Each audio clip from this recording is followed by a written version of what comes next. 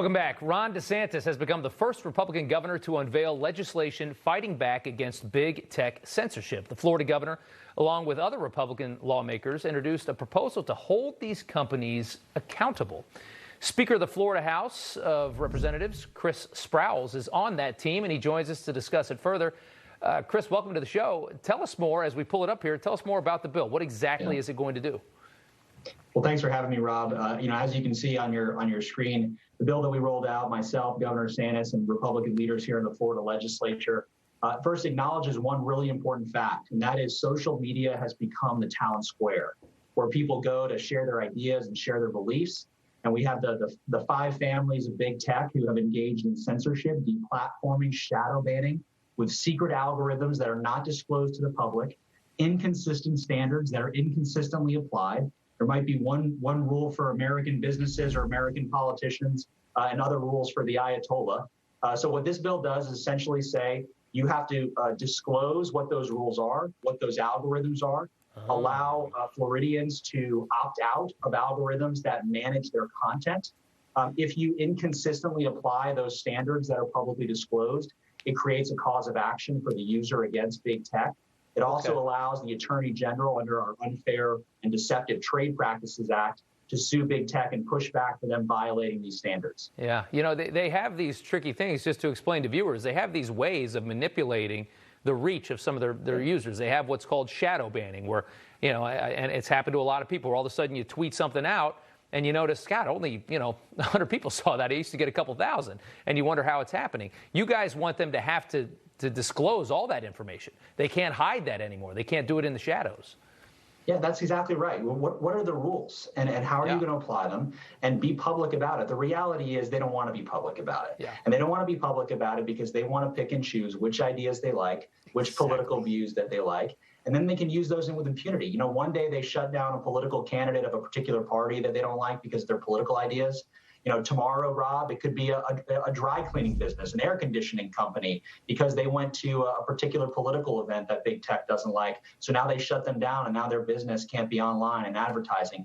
Really, the means that they can engage in to censor people or to deplatform them and hurt their business or hurt their ability to engage in the town square is absolutely unlimited.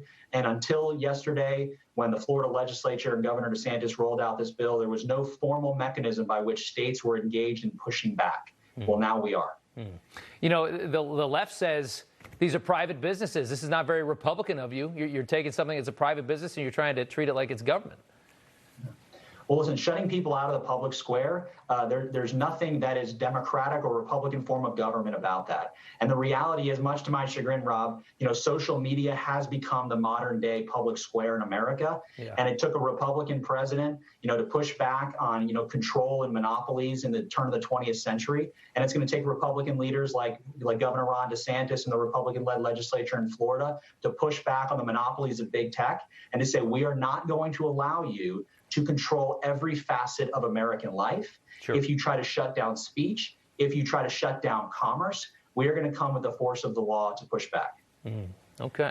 Ron DeSantis, quickly becoming one of the favorites in the Republican Party, had a nice moment earlier this week calling out journalists who defended big tech. And you remember the censorship of the Hunter Biden story. Take a listen to this. What they said at the time, it's a conspiracy, or it's based on hacked information. Are you kidding me? You're trying to tell me if there was hacked information that could damage me, you guys wouldn't print it? Give me a break. You can whiz on my leg, but don't tell me it's raining. I mean, he makes a good point, and he's exactly right. I mean, if anybody had any dirt on DeSantis, they'd print it all over the place. What do you think of that statement? No, he's absolutely correct. I was standing right next to him when he said that, and the reality is true. And one day they're shutting down the Hunter Biden story because they feel like it has electoral consequences, and they wouldn't do that to other certain political ideologies. But the governor also made another great point during that press conference, and that is, one day it might be a conservative politician or a conservative news outlet that's being shut down.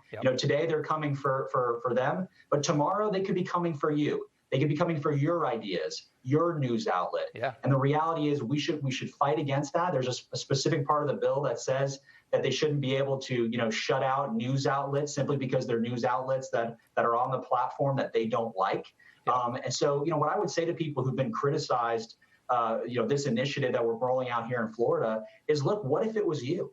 What if it was your business? What if it was your ideas? What if it was your livelihood? Sure. Would you want people like myself and Governor DeSantis and others, to push back on and fight on your behalf? And that's what we're going to do. Yeah, no, you're right. I mean, there's people right now that think, oh, well, I don't believe in any of these certain things. I'm fine. But in 10 years, who knows what those psychos are going to believe and what they're going to want to hear and what they're going to come after. You don't know. This thing just grows like a virus. Chris Sprowls, Speaker of the Florida House of Representatives, thanks so much for coming on.